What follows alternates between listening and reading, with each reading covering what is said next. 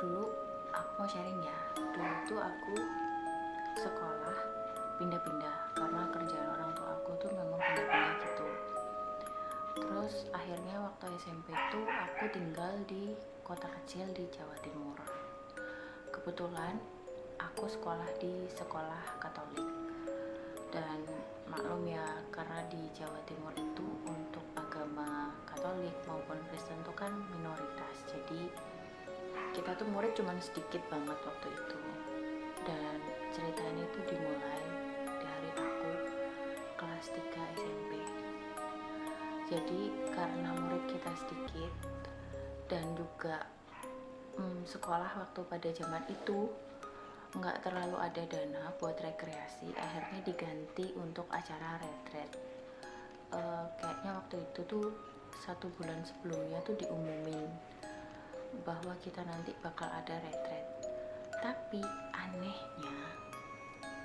anehnya banget tuh, guru agamaku tuh sempat nasehatin. Dia bilang katanya nanti kalau waktu retret pesannya cuma satu, tolong jangan nyanyi waktu di kamar mandi. Agak sempet merinding sih dibilang kayak gitu. Maksudnya aneh aja, kenapa pesannya nggak boleh nyanyi di kamar mandi. Nah, lanjut cerita. Aku sempet mikir sih, kenapa kok kalau dinasehatinnya jangan berisik ya waktu acara retret nanti. Oke, itu masuk akal, kita kan harus fokus sama urusan retret ya. Nah, ini tuh dinasehatinya rada aneh, kok dibilangnya jangan nyanyi saat lagi mandi. Itu aku sempat mikir sih, kenapa juga dinasehatinya kayak gitu. Yaudah, lanjut cerita. Akhirnya sampailah pada hari itu. Kita berangkat pagi-pagi, kumpulnya di gereja. Karena muridnya itu sedikit, jadi kita tuh kalau nggak salah satu mobil agak gede itu pakai minivan gitu. Terus ada satu mobil kijang, terus 2 mobil Panther. Terus ada beberapa teman aku yang memang diantar sama orang tuanya. Nah, untuk kotanya, tempatnya aku rahasiain ya, karena aku nggak enak, karena aku pernah cari tahu, kayaknya tempatnya sih masih ada sampai detik ini. Dalam arti kata masih ada itu masih berlangsung, bukan masih berlangsung ya, sorry, masih aktif. Tempat retret itu masih aktif. Jadi akhirnya hari itu kita berangkat pagi-pagi ke kota M, daerah L, dan nama tempatnya itu aku singkat jadi WS. Kita berangkat ke sana. Setelah kita berangkat, aku nyampe ke sana itu sekitar mungkin jam 2 atau jam setengah 3 sore dari tempat kota aku ya. Sampai ke sana. Nah, akhirnya di situ kita pada mandi sore semua. Oh, sorry, balik cerita. Waktu kita sampai, kita akhirnya pilih kamar. Nah, aku tuh agak nggak terlalu suka, bangunannya sih luas banget. Nah, di situ juga kayak lengkap banget gitu. Ada tempat gua Marianya sendiri, bahkan ada kayak patung-patungan untuk kuburan kecilnya tuh juga ada. Terus banyak patung-patung yang gede-gede banget juga pokoknya di sana. Dan hawanya itu sendu. Saat itu aku rasa tuh hawanya sendu, terus kayak mendung, dingin banget tempatnya. Akhirnya udah deh, kita ke tempat kamar. Jadi selama kita di sana itu aku pikir bakal banyak guru yang nemenin. Ternyata enggak, ternyata di sana itu kita ditemenin sama satu suster aja, dan susternya itu lumayan tua ya saat itu, lumayan sudah berumur lah. Nah, jadi kita gini guys, kita itu kan karena sekolah Katolik itu kan dari TK, SD, SMP, SMA itu kita jadi satu, tapi tempatnya sih beda-beda. Maksudnya kita masih satu yayasan. Jadi waktu kita masuk tuh SMA-nya pulang. Jadi mobil yang bawa kita pergi itu nanti pulangnya bawa yang anak SMA-nya untuk balik pulang ke rumah.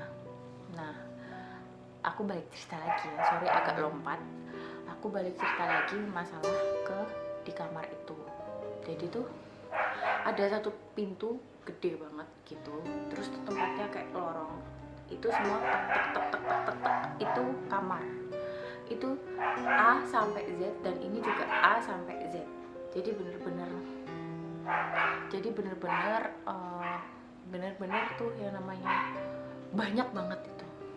Jadi ini tuh bener-bener satu pintu, agak menjorok satu pintu, terus begitu pintu itu dibuka, itu kamar, terus mentok itu di sini baru kamar mandi. Bisa bayangin nggak guys?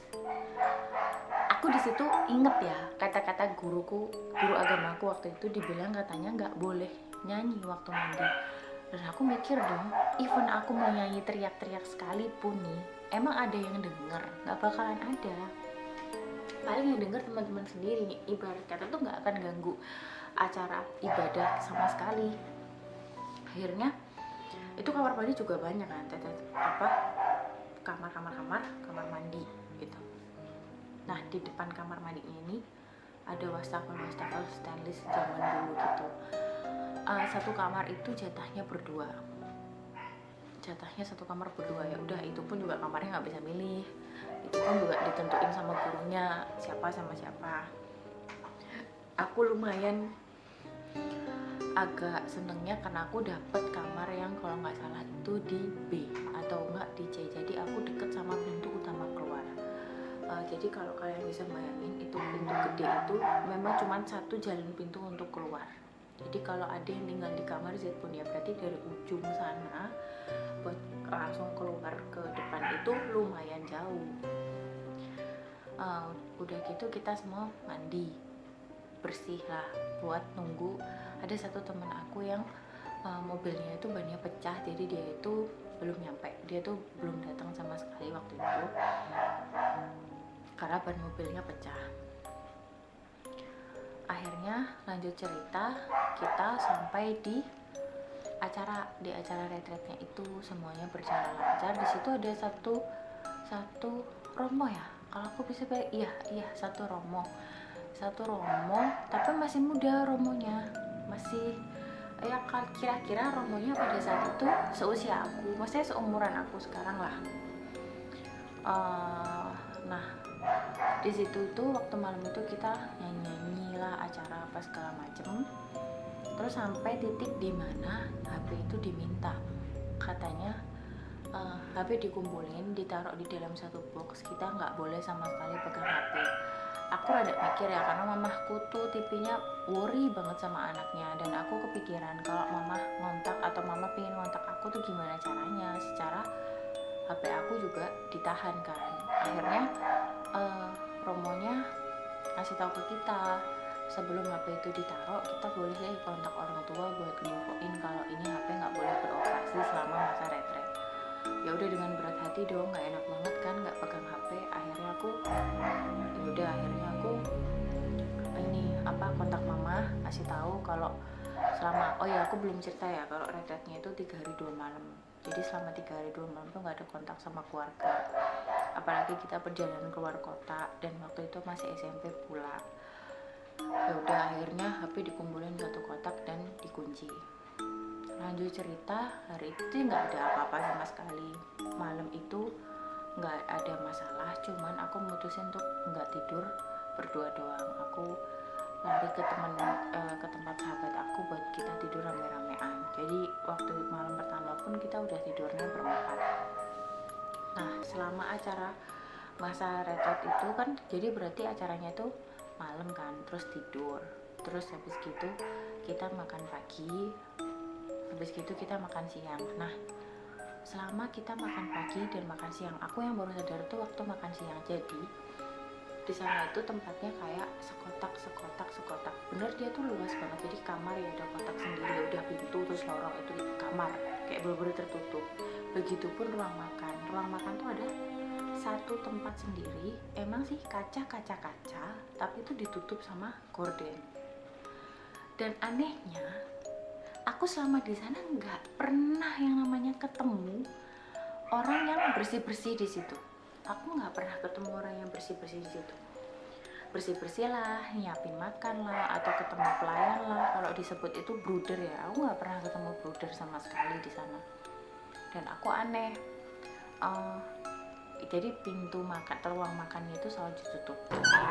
Nanti kalau kita itu begitu dibuka, bahkan satu orang pun bruder atau orang pun yang lagi nyiapin atau lagi ngelap, biasanya kan enggaknya ada lah kita ngelihat ada pelayan, itu nggak ada sama sekali. Aku rada aneh. Kita keluar, kita nggak sadar yang bersihin siapa. Kita masuk, makanannya udah mengepul, jadi mejanya tuh kayak per buffet gitu ya. Satu meja tuh 4, jadi semeja. Nah, satu orang tuh berdua depan-depan, berdua depan gitu. Akhirnya udah tuh habis makan siang, aku rada kepikiran,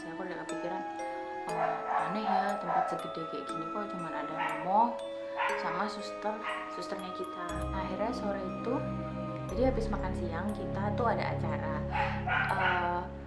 bikin kayak drama gitu loh, disuruh bikin tugas drama gitu. Akhirnya sampailah pada jam istirahat sore itu di dalam tempat itu, di dalam WS itu ada kantin kan, ada dua orang kantin, tapi mereka tuh nggak tinggal di situ. Jadi mereka tuh entah kenapa juga ya, aku juga baru ngeh ya sekarang kenapa mereka tinggalnya itu di dalam kantin itu, maksudnya di areanya tempat retret itu lah. Orang gerbangnya aja, dari gerbang ke tempat kantinnya itu lumayan jauh. Emangnya ada orang yang bakal paham? Masa aku berpikirnya kalau sekarang aku punya pikiran, masa dia mengandalkan income dari acara retret doang?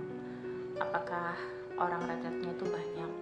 Toh kalau dilihat dari aku tuh cuman SMP ku aja loh, maksudnya kita nggak gabung sama anak lain atau dari mana lain, enggak, cuma bener-bener dari SMP ku dan di kelasku aja. Toh kelas 3 ya udah, apalagi sekolah aku minoritas, otomatis aku sekelas tuh bener-bener orangnya sedikit. Dan tempat sebesar itu tuh cuman ada kita, which is sekarang aku mikir dong pendapatannya gimana. Aku udah ada aja belanja, sempat makan bakso juga sorenya. Nah akhirnya ini berlanjut di mandi sore ya. Di mandi sore itu aku pas mandi sore, aku nggak tahu kenapa aku mandinya agak telat karena aku lumayan main kan. Jadi kayak anak-anak tuh udah pada mandi satu-satu buat acara malam, jadi anak-anak tuh udah pada mandi satu-satu buat acara malam. Nah akunya tuh kayak males gitu loh nunggu giliran, ya udah sih mereka duluan aja. Akhirnya aku sampailah pada aku bener-bener sendiri, tapi aku nggak mikir gimana, toh juga masih sore, masih siang kan. Ya agak mikir sih, kamar mandinya jauh, ya udah. Nggak tahu kenapa nih, sungguh aku tuh nyanyi dan terus ada yang jawab dong, aku nyanyi.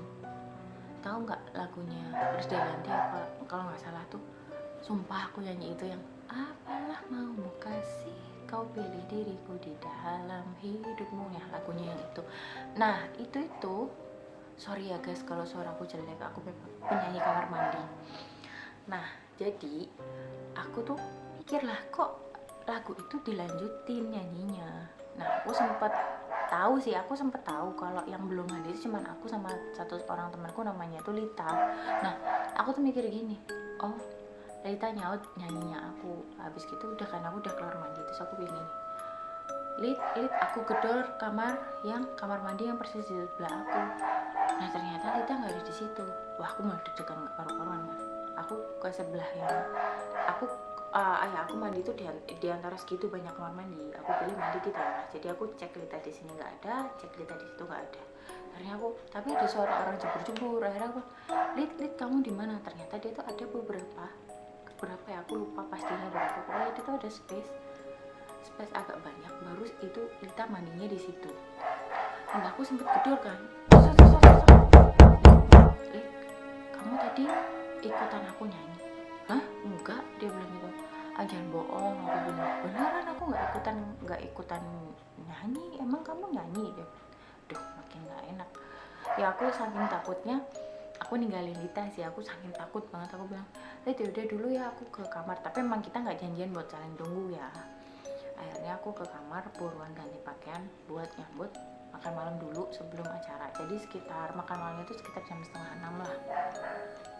Sampailah juga aku juga gitu, lagi-lagi nggak ketemu pelayan di sini, lagi-lagi nggak ketemu orang di sini, lagi-lagi itu pintu selalu ditutup, kalau dibuka hidangan lagi mengepul. Dan setelah kita selesai makan pun nggak pernah ngeliat ada orang yang bersih-bersih juga. Ya udah akhirnya aku duduk, jadi aku praktekin tempat duduknya ya. Ini aku beneran sumpah merinding. Ini aku, ini temenku. Jadi aku udah ceritain tadi di depan, kita tuh per buffet, kita hadap-hadapan dan hadap-hadapan gini. Nah itu tuh pintu ruang makan tuh terakhir aku yang tutup. Lita udah masuk, cuman karena aku yang deket sama pintu keluar, jadi ini pintu keluar, ini jendela dan meja kita di sini. Jadi karena ini aku deket sama pintu, akhirnya aku yang tutup pintunya. Aku duduk, aku merinding bener-bener, sumpah demi Allah aku merinding.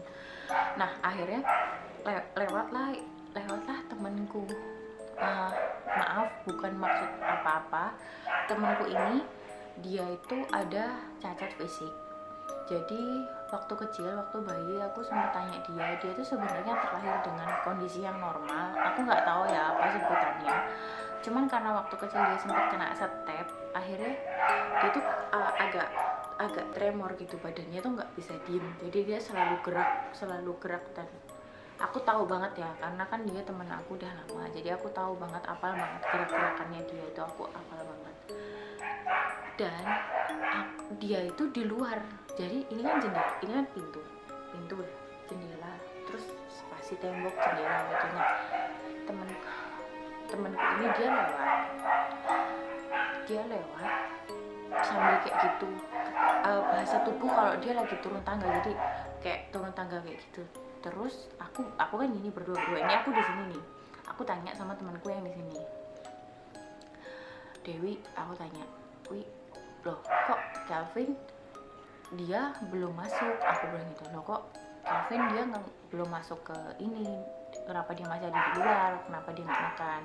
Nah temanku ini dengan santainya bilang, lah itu Kelvin, dia nunjuknya Kelvin di mana coba.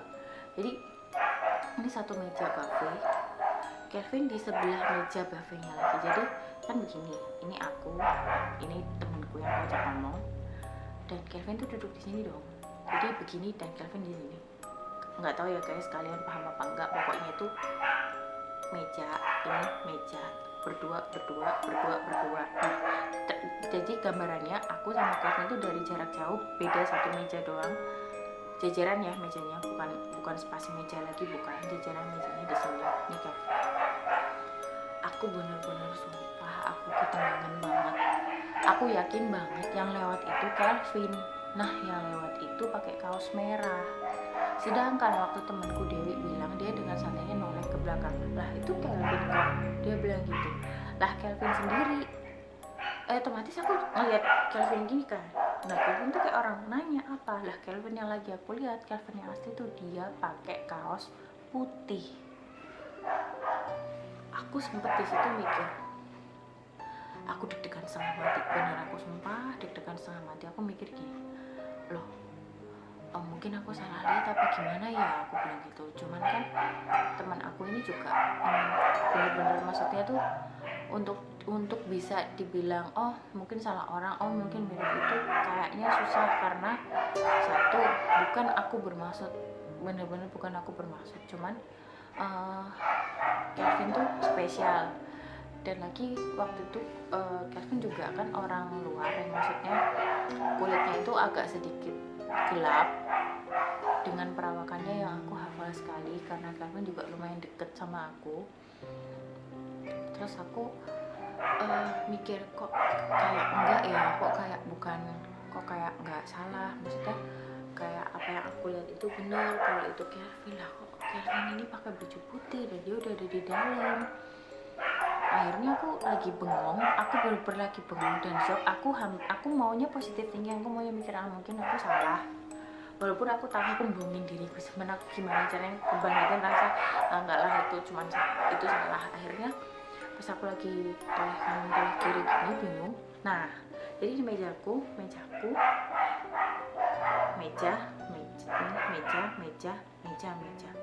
pas aku lagi toleh kanan toleh kiri, ya aku duduk di sini kan, ini kan dua nih, aku duduk di sini. Temanku yang di sini tuh udah netes air matanya, udah netes tes sambil ngeliatin aku. Di antara aku bingung ngeliatin orang, ngeliatin ke kanan ke kiri. Waktu itu kalau bisa dibilang kan jamnya jam-jam setengah enaman, kan jam-jam maghrib ya. Jadi tuh makanan udah tersaji, cuman namanya kita nggak langsung datang langsung makan, nggak, kita ada doa lah, ada nunggu segala macam lah. Nah masa-masa itulah dimana aku ngeliat itu kan. Nah pas aku lagi bingung harus gimana, lagi nenangin pikiranku, terus aku kaget lihat temanku namanya Juliatin. Dia ngeliatin aku sambil nangis, terus dia bilang, Kelvin kan kon, dia bilang gitu. Aku sumpah ini merinding, ini aku nggak bohong, ini aku pakai tangan panjang tapi ini asli, aku merinding banget. Kelvin kan kon, sambil dia tuh ngomong sama aku gini, tapi air matanya tuh netes. Jadi dia nggak yang gitu tuh, nggak, bener-bener netes sambil kayak gitu. Wah itu aku nggak karu-karu.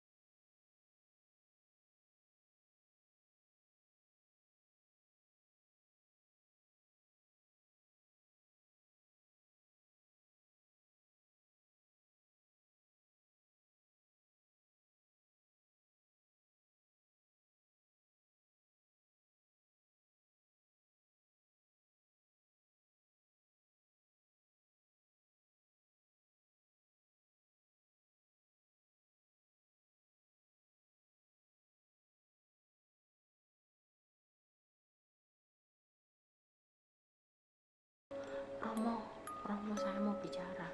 Aku kan malu karena teman-teman aku yang lain lagi ceria, lagi ngobrol, dan tiba-tiba aku heboh sendiri. Aku malu. Romo saya mau bicara, aku bilang. Nah mau nggak mau lah, semua temen aku tuh ngeliatin, kenapa gitu. Terus aku bilang, Romo di sini ada hantunya, aku bilang gitu. Romo ini cuman apa dong, dia cuman ketawa dong gitu. Aku enggak, karena aku kesel nggak terlalu direspon. Akhirnya aku bilang, Romo saya minta HP saya mau kontak orang tua saya, aku bilang gitu.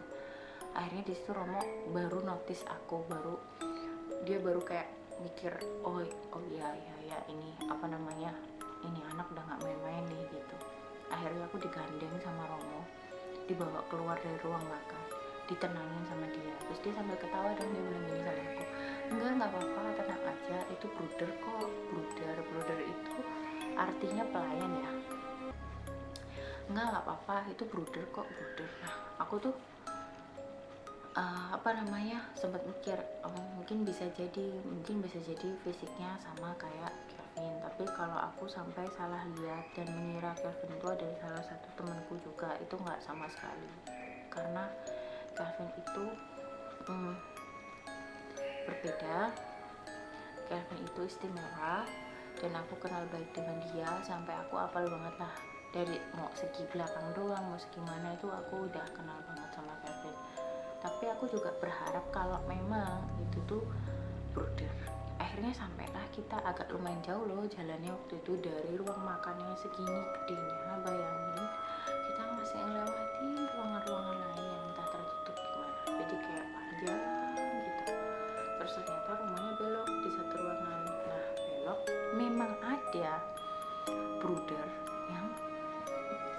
lagi makan dan dia bener-bener pakai baju merah, bayangin.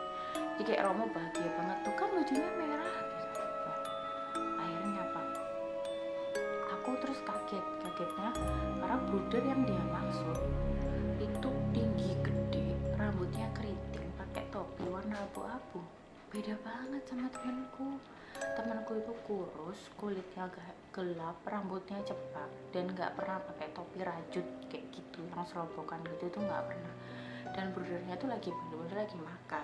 Nah, saat dia lagi makan, aku waktu nanya, coba deh kamu tanya dia lewat nggak ruangan makan. Pas aku lagi tanya gini, matanya brudernya tuh sambil makan sambil nongok ke arahnya Romonya, bener-bener gini, ke arah Romo. Terus ngeliat Romo, terus ngeliat Romo lama. Ya aku saat itu ngerasa aku nggak bego lah. Romonya juga saat lagi gandengan sama aku, terus badannya itu posisinya agak ke belakang dari aku, kayak gini loh, kayak gini jadinya, kayak gini. Aku ngerasa lah gandengannya kita nggak sejajar lagi, tapi jadi aku rasanya gandengan tangan aku begini karena dianya mundur begini. Nah, akhirnya aku ngelihat langsung aku langsung noleh ke Romonya gitu kan. Nah, Romonya lagi kayak ngasih tahu gitu loh, kayak lagi ngasih tahu untuk ngomong sesuatu ke aku, maksudnya kayak ngomong bohong ke aku lah. Akhirnya aku langsung bilang, Romo gimana. Terus akhirnya Romo diem, Romo udah nyerah sama aku, dia gandeng aku keluar, dia bilang dia mengakui kalau memang di tempat itu berhantu.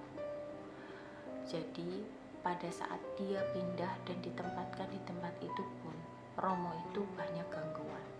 Bahkan dia cerita, aku cerita gini merinding sampai di kaki. Bahkan dia cerita, katanya saat waktu pertama kali dia pindah ke situ, itu badannya dia sampai bener-bener diangkat dari kasur, dibuat main.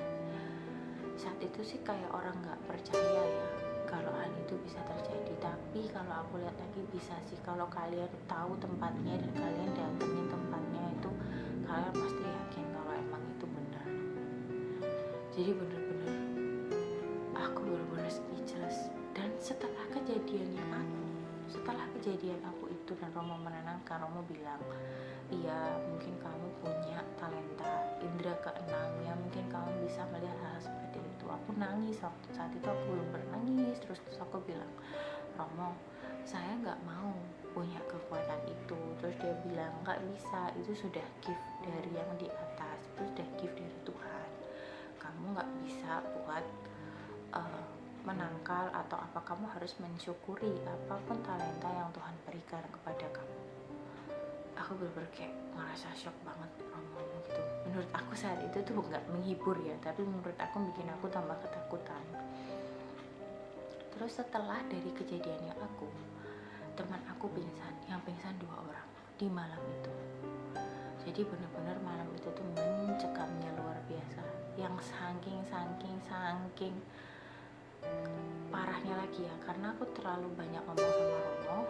Teman-teman tuh mereka balik ke kamar dan aku nggak nyadar waktunya udah malam.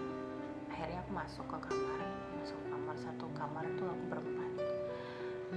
Pas aku balik ke kamar, aku dapat kamar yang di deket jendela. Memang ada hordennya, tapi hordennya nggak nempel. Jadi hordennya bener-bener kain yang gimana ya, horden zaman dulu lah, yang lipit-lipitan gitu. Nah, otomatis kalau aku tiduran gini, itu masih kelihatan celah sedikit di jendelanya, dan kelihatan dong kayak taman-tamannya itu kelihatan banget. Takut dong aku di situ.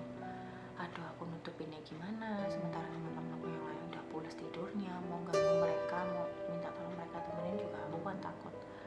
Aduh, akhirnya aku bingung kan, aku harus gimana. Aku juga nggak bisa tidur lah, aku pikiranku udah yang enggak. Iya, kalau ada yang ngintip, kalau pas aku buka mata ternyata ada yang ngeliatin aku di jendela itu kan gimana, aku mikir.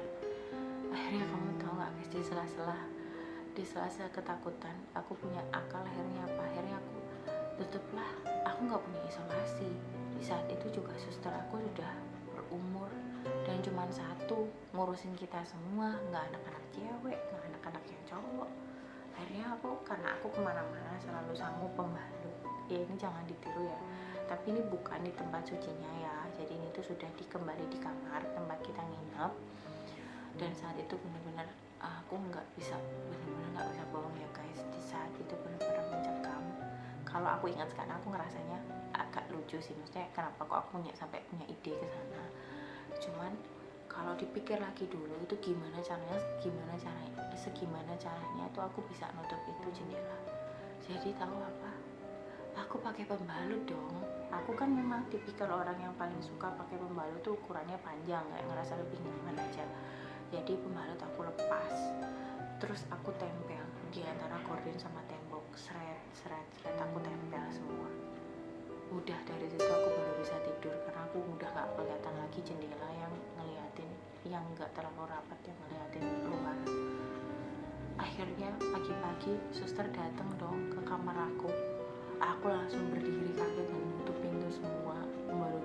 Untung susternya nggak, dan teman-teman aku pun untung baik, mereka pun langsung pada kayak ya gimana sus, ya gimana, langsung seolah-olah kayak ngiring susternya untuk keluar. Singkat cerita, untungnya alhamdulillah aku udah nggak dapetin pengalaman spiritual yang lain di tempat itu. Akhirnya kita pada saat tiba saatnya kita pulang.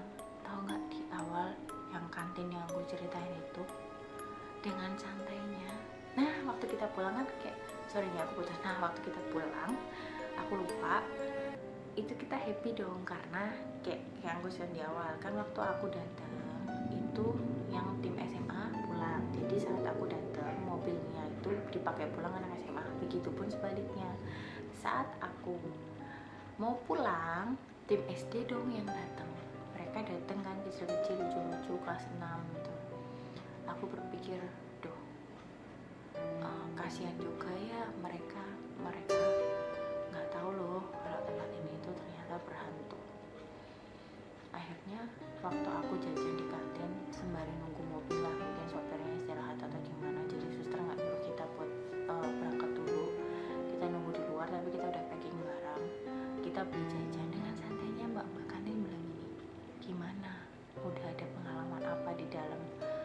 Gila, itu benar-benar merinding ya, setengah mati. Aku bener cengok banget di sana. Hah? Maksudnya apa ini? Dia bilang gini, dia ternyata selama ini dia tahu loh ternyata di situ tuh memang tempatnya. Dengan santai dia bilang, gimana, udah ada pengalaman apa selama di sini? Yang artinya tuh setelah kita semua teman-teman pada heboh pada nanya dia jawab apa? Iya sudah biasa kok, biasanya setiap yang pulang dari sini pasti mereka ada cerita sesuatu dari sini. Gila, kalian tahu nggak, aku adanya mikir cerita ini, entah kenapa di kantor tuh aku lagi kebayang masa-masa itu. Terus aku iseng buka di Google ngeliat tempat WS itu tadi, dan sampai sekarang masih ada. Oke guys, gitu dulu pengalaman cerita horor dari aku. Aku masih punya satu lagi. Aku nggak minta, benar-benar nggak minta, demi Allah aku nggak akan pernah minta, amit-amit siapa mau turunan. Aku bakal ceritain itu di next video selanjutnya.